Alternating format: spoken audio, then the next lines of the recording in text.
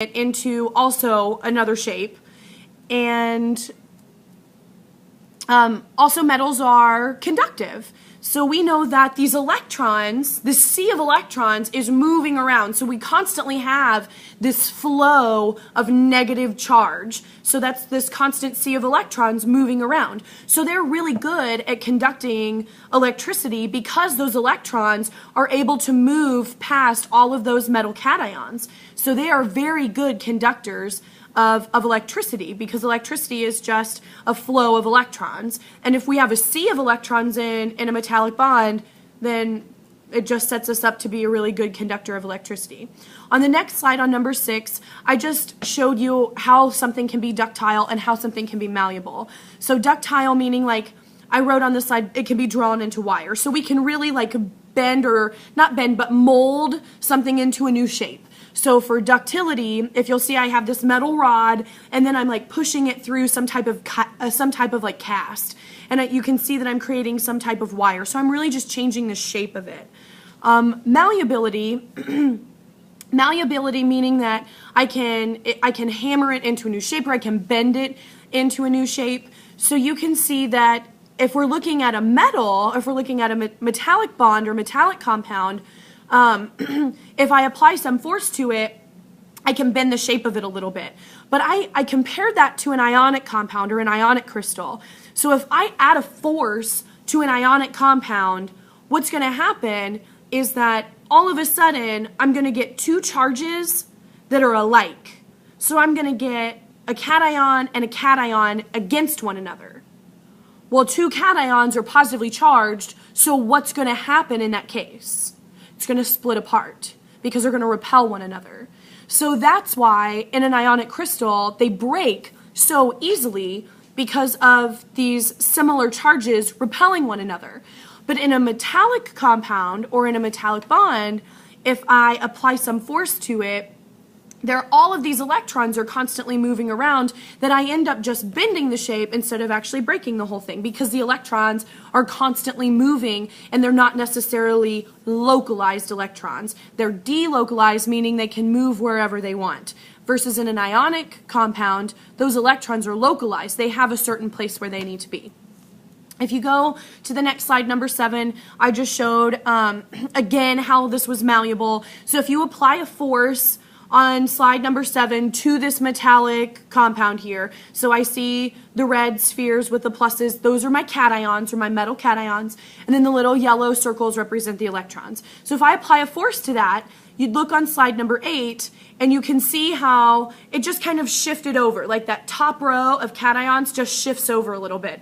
So in this case, it would just bend it. It's not breaking it. I still see that it's completely compact together. So it's just bending it, and it's because these mobile electrons allow these cations to just slide on by. If we look at the ionic compound, in terms of malleability, you can see here that in an ionic solid, I have a repeating pattern. There's a plus, minus, plus, minus, plus, minus, plus, minus. Remember, that's called a lattice arrangement or a crystalline solid. So in this lattice arrangement, because I add a force to this, if I apply a force to an ionic compound, if you go to slide number 10, I now see there are two red spheres with pluses in them that are right next to each other. Then I have two yellow spheres that are right next to each other that are electrons. They're negatively charged.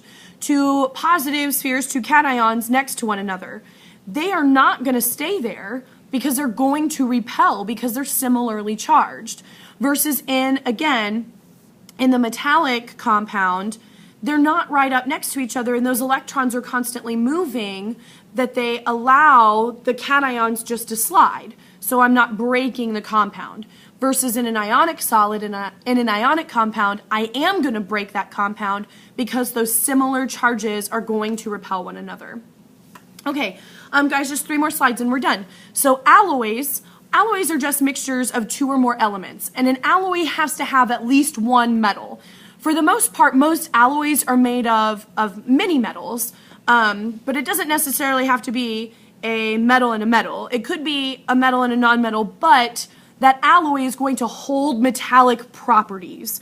So an alloy is a mixture and it's going to contain at least one metal, and that alloy holds metallic properties. So it's the metal in the alloy that's really giving it its property. Typically, alloys are made by melting a mixture of metals or elements together, and then you cool them down. So there's tons of commercial use for alloys. There's brass, there's bronze, there's sterling silver. In your ring, 10 karat gold is actually made of an alloy. So I wrote some common ones down for you where it says brass is an alloy of copper and zinc. Gold is an alloy of gold, silver, and copper. Sterling silver is a popular one that's big in jewelry, and that's an alloy of silver and copper. Bronze is an alloy of copper and tin. So why do we use alloys? We use alloys because their properties are more superior than just using a pure element. So typically, like sterling silver can last a really long time because there's properties not just of silver, but there's properties of copper as well. And when those two are in a mixture together, it just seems to work out. It just seems to be more superior for us. So it has higher benefits when things are mixed together in terms of these metallic compounds. So sterling silver, I wrote down here, it says, is 92.5% silver, and then it's 7.5% copper. And sterling silver is more durable, and it's much more harder than just pure silver. It's also soft enough, though, that we can make jewelry, and we could make like tableware, like dinnerware, or something like that. So its properties give us something that we can use or that we would prefer over just using pure silver. So when I mean that they're superior, I just mean that the properties are more beneficial to us. Steels are also really important alloys. In terms of steel, I mean, we use tons of things in terms of steel. Buildings are created because of a lot of steel. Steel is awesome because it doesn't corrode very easily. It's ductile, it's hard, it's tough, and the cost is actually fairly cheap. So the last slide, guys, is about two different types of alloys. One type is called a substitutional alloy. And all that means is the atoms in an original metallic solid or in an original metallic compound, they're going to be replaced by other metals that are of really similar size. So like, for example, if I look over here at the periodic table, let's say that nickel and copper are really close to one another and they're pretty similar in size. So maybe I want to use, maybe if copper's not giving me the superior property, I can find another element that's really similar in size to copper. So that would just be like a substitutional alloy. If I'm trying to find these properties to be superior and the metals that I'm working with aren't working, so I can just substitute an atom or substitute, instead of using copper, maybe I could use nickel. Instead of using silver, maybe I could use gold. Just something that has a similar size. So on the last type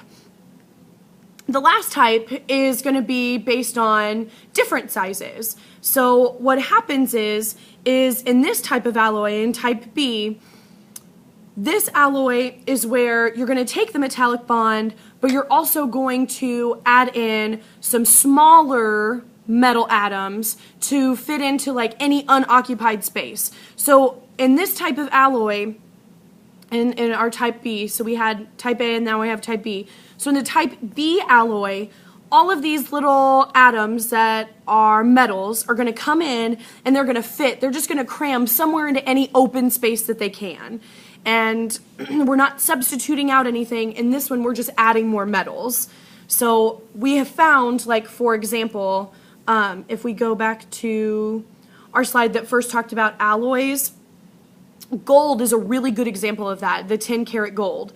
So for the most part, gold and silver gave us a really good, gave us a pretty superior property. But when we added copper to that, then we found that that 10 karat gold was really easily moldable. It lasted way longer. It doesn't, it gives us a property that is more beneficial and superior to us. So our type A is where we're actually substituting a better atom for better properties, and our type B alloy is where we are just trying to fit some more metal atoms in to get a better property. So guys, that's all that I have on metallic bonds, and I'll post this PowerPoint for you, as well as you'll have these videos. It's at 20 minutes or 19 minutes, guys, so I'm sorry, it'll be 2, but I'll break them up into smaller videos. And I'm also going to post a video in just a few minutes about naming and reviewing ionic compounds and molecular compounds, okay? So if you have questions about these, email me, post on the blog, and remember that on Monday we will have a review day, because on Tuesday you have your test. And I will see you guys on Monday. Bye. Have a good weekend.